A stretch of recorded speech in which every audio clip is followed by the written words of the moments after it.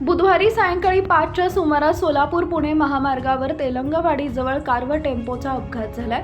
सोलापूरवरून पुण्याकडे जाताना भरधाव वेगानं जाणाऱ्या कारचे MH12XQ 8753 पुढील बाजूचं टायर फुटलं। कार चालकाचं नियंत्रण सुटले आणि बंगळुरूवरून मुंबईकडे जाणाऱ्या टेम्पोला कार धडकली। अपघातात कार चालकाच्या बाजूला बसलेल्या एका महिलेच्या डोक्याला जबर मार लागून ती गंभीर जखमी झाली आहे, तर अन्य चौघे किरकोळ जखमी झाले।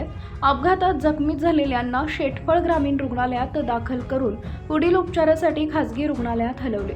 अपघाताची माहिती मिळताच वरवडे टोल नाक्यावरील गस्ती पथक, रुग्णवाहिका पथक आणि मोडणी महामार्ग पोलीस मदत केंद्राचे प्रभारी अधिकारी पोलीस उपनिरीक्षक उमेश पवार घटनास्थळी दाखल झाले। मोडणी महामार्ग पोलीस मदत केंद्राच्या मदतीने अपघातग्रस्त वाहने वरवडे टोल नाक्यावरील क्रेनच्या मदतीने रस्त्याच्या बाजूला करून सुरळीत वाहतूक करण्यात आली।